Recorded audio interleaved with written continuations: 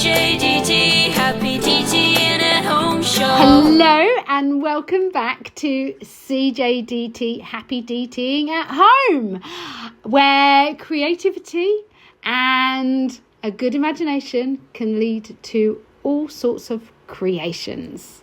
I'm your host, Charlotte, and this is Helen. And I'm Helen, yes. And today it's our second parter. It's the second parter now. Yes. And we are going to be carrying on talking about... We're warming up now. We are warming up, doing woodworking. Woodworking is such fun. It is. And, you know, it can be noisy. Oh, crikey. Pardon? What did you say? And it can be messy. Messy. I'm so pleased I host this with you. But we have to teach care and responsibility. Yes. That's why you're here, to teach me care and responsibility. Absolutely. And you too. She's teaching you care and responsibility. I hope so. So, yeah, it is a golden opportunity to cover teaching, care, and... as we always say, responsibility. But, you know, there's certain things you can do before you start making that will help limit the things that can go wrong. Preparation. That's what they say, isn't it? It's key, isn't it? Preparation Absolutely. is key. So let's dive straight in. We had talked about various bits and pieces, including health and safety and setting up your room to look, nice and safe and protecting your stuff.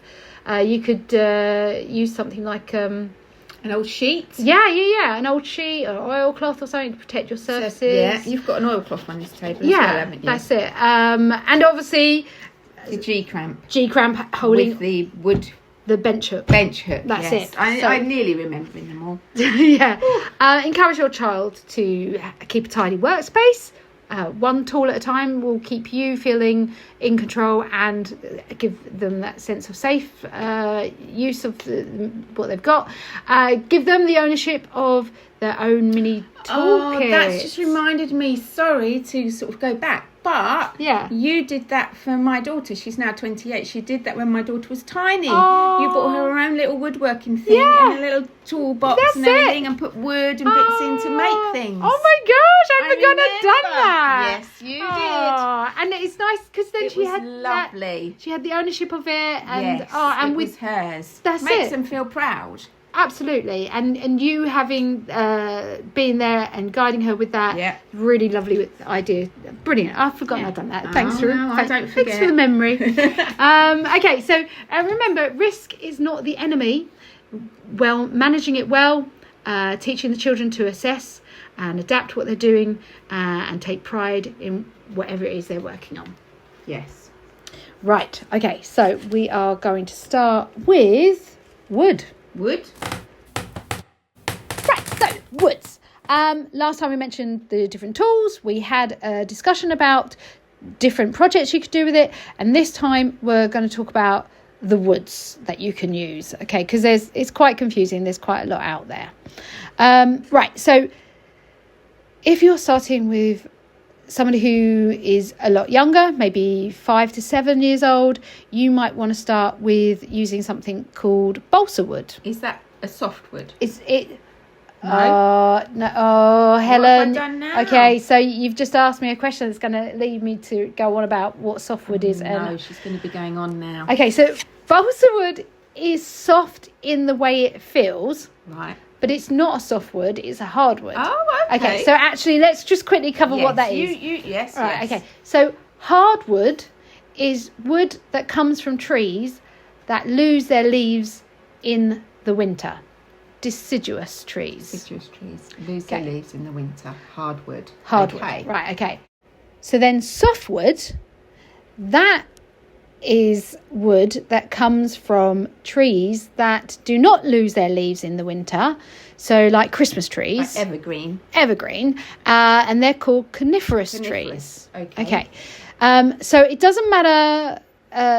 So basically, you're not talking about how dense the material is, how soft or hard the material is, because you can get yew tree wood that is from a soft wood tree because it doesn't lose its leaf in the winter, but it's actually incredibly dense and really, really hard, and so that would be hard to cut through.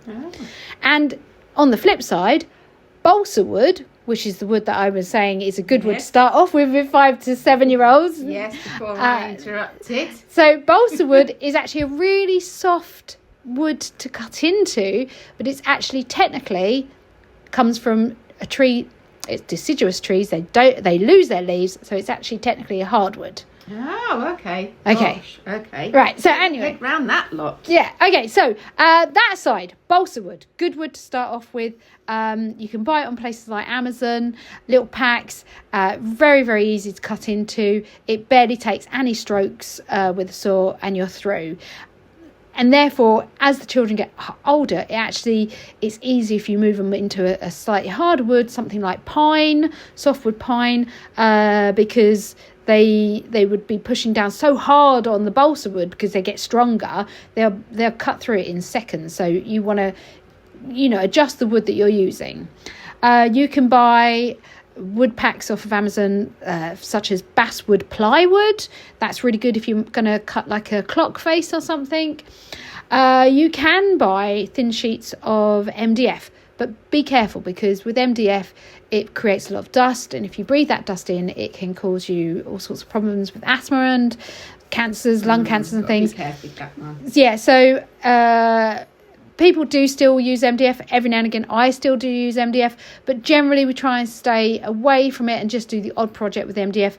Far better to use a material called gelatong, which is easy to shape and cut into, like MDF, but hasn't got the same health and safety issues. I've never heard of gelatong. Yeah, it's a funny name, but you'll find it on Amazon. Okay.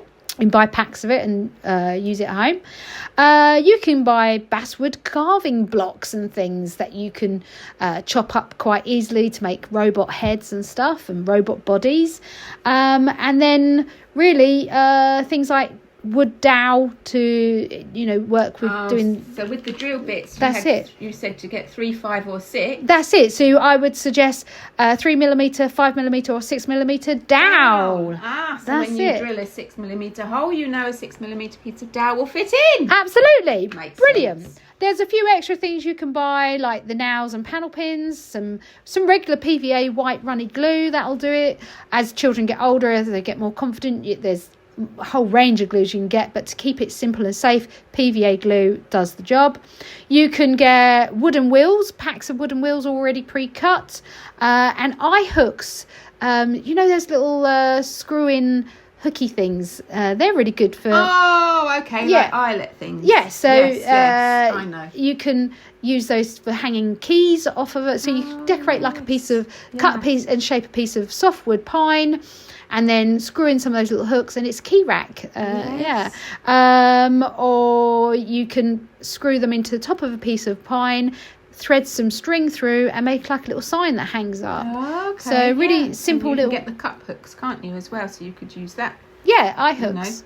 Yeah, but the ones that aren't completely. Oh. They are like that shape. Yeah. Not completely round. So you can actually, if you get the ones that are completely round, just get a pair of pliers and pull them open a bit, and then job done. Job done. Right. Okay. So they're a couple of the main woods that I would suggest you go for. Balsa wood if you're starting off with the younger ones, moving on up to softwood pine, and things such as basswood ply sheets or gelatong are good for shaping and doing bigger projects with.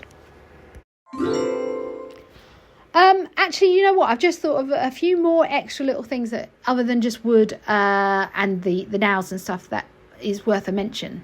Okay, so bits of material like squares or rectangles of felt. Felt? Yeah. Foam or not foam? No, not foam. So the reason I mention little rectangles of felt or other fabric is if you cut yourself, like I say, a rectangle, and you stick half the rectangle on the edge of one piece of wood and the other half on another piece of wood, and then it can flap open like a book. Oh. So if you're making something and you want like a little doll's house door that opens, or a little flap that opens up and down, like on might be making like a little treasure box or something. Hooks are really tricky to make when you're very young, they're expensive to buy. But if you had a little box and you wanted the lid flapping open and shutting, just stick a layer of fabric on both the top of the wood, top wood of the lid and the top wood of the box, and it flaps open like a hinge. Okay. And then the other thing is, you might not feel very happy about using a hammer with younger children. So you might not want to hammer 2 bits of wood together. So what you can use are cardboard triangles. Okay. You have to expand on that, please. Yeah, so I will again try and put a picture up, but in the packs about woodwork, I will there's cardboard triangles that you can cut out, and you stick your 2 bits of wood together. But as 2 bits of wood together, it's quite floppy, so then you put a cardboard triangle on the top of where you're gluing and on the bottom of where you're gluing, and it strengthens the corner like a dowel would, or a bit of dowel going through wood, but it strengthens it. I'm going to put a picture, and I'm going to just write a note now to make sure that I put a picture up, so while you're listening to this you can look at the screen and go, yes, that makes sense. That, yes. But cardboard triangles are amazing. Okay. Oh. Very handy. Finishing. What? Are we finished already? That was quick. No. Oh. Finishes for the wood. Oh, okay. Makes sense. Well, yes, you've drilled it and you've made your thing. You've got to finish it off. Absolutely. So you already mentioned in the last episode about using glass paper or sanding blocks to clean it up and get a nice smoother finish if you cut it and it's gone a bit prickly or raggedy. But then when you finish making, you want to add a bit of colour, add some decoration, and there's quite a few things that we can do. So you can amazingly use, especially on something like softwood pine, you can use colouring pencils. Wow. I know, you wouldn't think it, would you? Would you be able to see them? Yeah, no, it comes out really well. Oh, wow. Yeah. Obviously the lighter colours you need to push quite hard, but no, it works really well. And they're quite mess free, really. Very mess free. And then also you could use felt tip pens, Sharpie marker pens. Obviously they mark your clothes and your hands, but Sharpie marker pens and felt tip pens. And you could use things like acrylic paint, paint pens. They're always really good for the smaller detail and stuff. You can even use poster paints and watercolours on wood, which you wouldn't think about doing. Gosh. With poster paints, you can actually, because they come out quite dull, you can pour in a bit of PVA glue, mix it in with the poster paint, and that actually acts almost like a varnish. It makes it a bolder colour, and it makes it a little bit more shiny. And in actual fact, that gets us on nicely to, once you've used colouring pencils or acrylic paint, it might be a little bit dull, so you might actually just want to put a varnish on to protect what you've decorated, but also maybe add a bit of a gloss. So if you use like a clear varnish, a gloss clear varnish, it will make it shiny. If you use, I often get confused with these, so I like to remind myself. So clear satin varnish, that leaves it looking a bit more slightly polished, to have a bit more of a slightly reflective surface. Or you can just use a matte clear varnish, which will not have a shine on it, but it seals in any of the wood paint colouring that you've done, and the colouring pencils, and it just seals it all in and protects the wood, especially like if it rains or something and it gets wet or anything. But word of warning, when you're putting on varnish, 2 things. One, if you're putting it on felt tip pens, sometimes that can make it bleed, it can make it run. So always test it on a scrap piece of wood first. And also, if you're going to be really, really high tech, do 1 layer of varnish, sand it down, make it smooth with the glass paper, and then put a 2nd layer on. You have to wait for it to dry, obviously make it very dry, and then you do that 2nd coat after you've finely glass papered it. And you can get a really good finish on it. Very professional. And you will get people and children that take so much care and pride over their work. They will want to do that. So that's, obviously, but I'm quite often, impressed with how determined some of the children I teach are to get such a high quality finish. It's the finish is everything, isn't it is. It's so rewarding, and it's lovely to see. Sometimes you can pick those varnishes up in Poundland sometimes. Oh, you can, yeah. Or if you can't afford to go and get some, because, I mean, by the time you've bought all the materials and the tools, it starts getting expensive.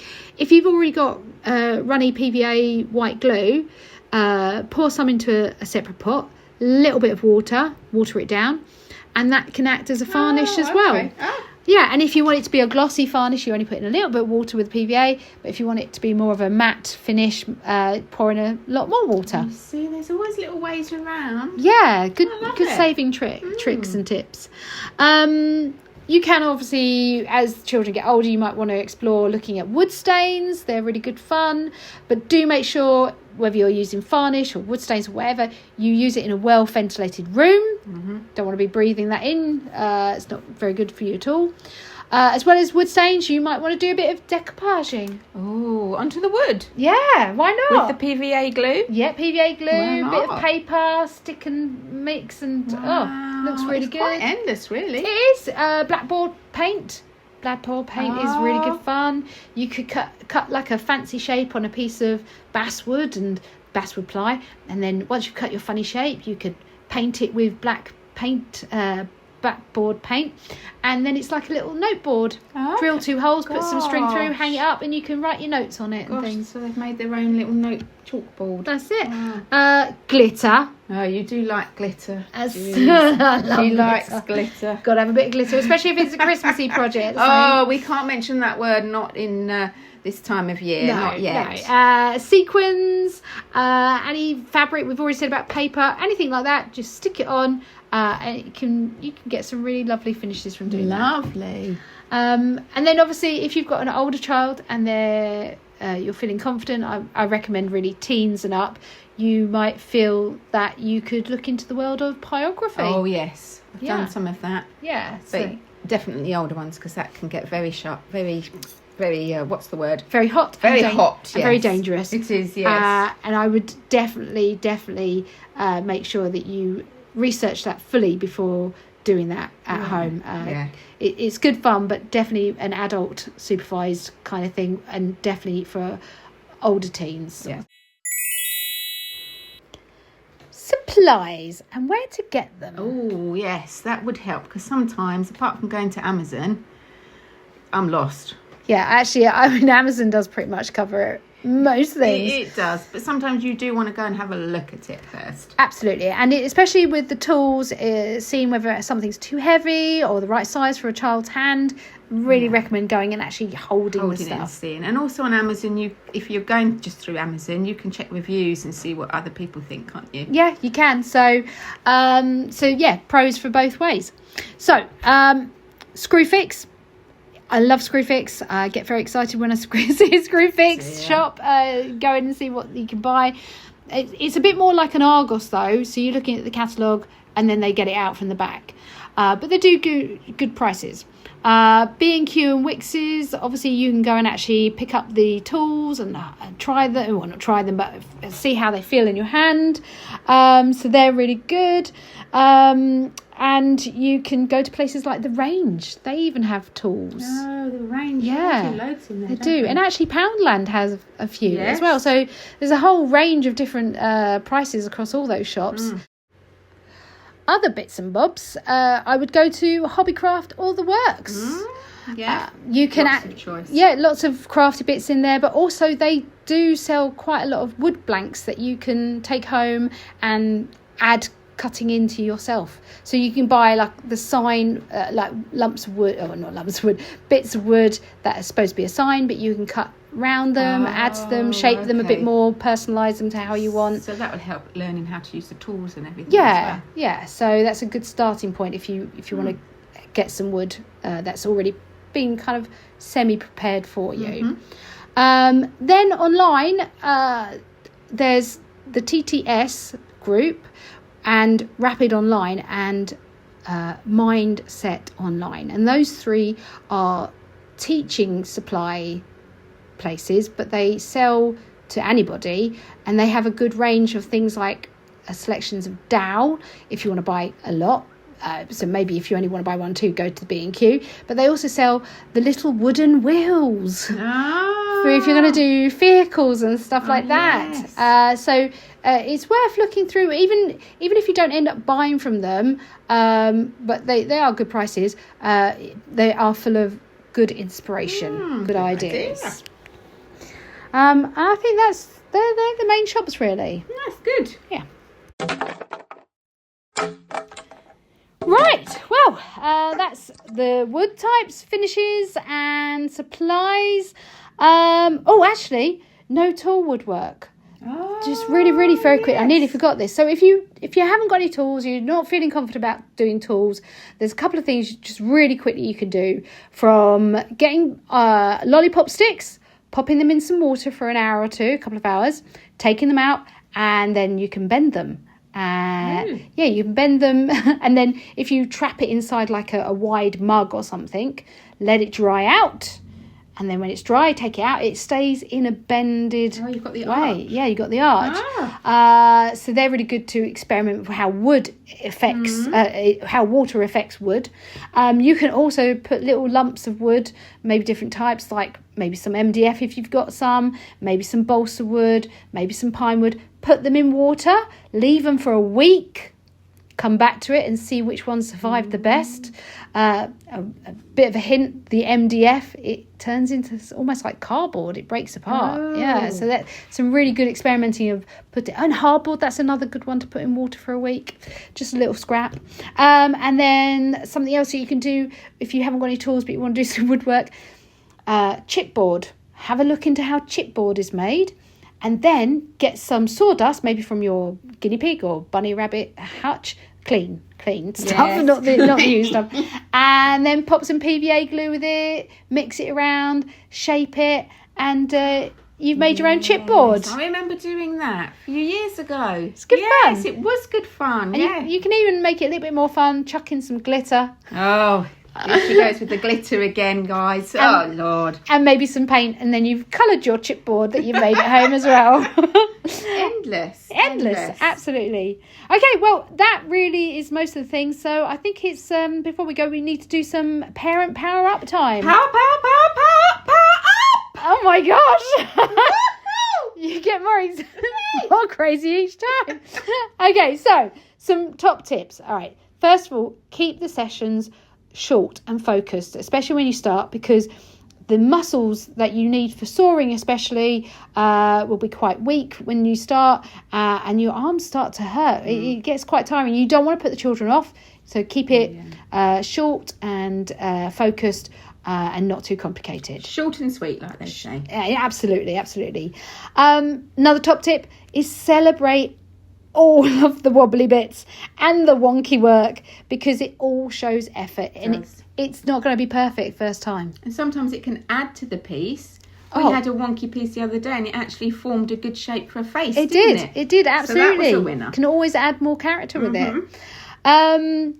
Sometimes another good idea is if you want to get into doing some projects, use stories. Look at what's in a story and think, should we make something to go with that? So that's a good intro to how what project can we start. Take photos of what you're making and start a little maker journal. It's always good to see the progression of how the skills grow. We've said in the past about designing what you want to design, draw it out first. Take photos, see how it was a month ago to how you are now, see that progress. But most of all, you know what? Have fun. Just have fun making. Definitely. It doesn't matter if it's not perfect first time. Oh, actually, a really, really top tip is before you do it with the children, do it yourself. Oh, good idea. Practice. Bit of Blue Peter. Here's one I've made earlier. Yeah, because actually through doing that, you'll discover where all the mistakes are going to happen. And you'll be a little bit ahead of the game. That's it. Yes. Absolutely. So, we're nearly done. I know we keep saying we're nearly done, but actually the last thing to say is why is it important to do some woodwork? Well, it's more than just woodwork. It's more than just building. It's giving your children some hands-on developing chances for their fine motor skills. It helps them build their confidence and patience with building. Yes, you definitely need patience. And it also helps connect creativity with maths, science, art and design. It's really a good cross-curricular. And also child-adult bonding. Oh, definitely. Do you know to do that with them, it's a lovely bonding experience. It is some magic memories. Yeah, it is. Especially if you plan. Yes. Very well in advance. Yes. Preparation. This has been Charlotte and this is Helen. And thank you for joining us at CJDT. Happy DTing at home. Bye. Take care. With tools in our hands and dreams in our heads.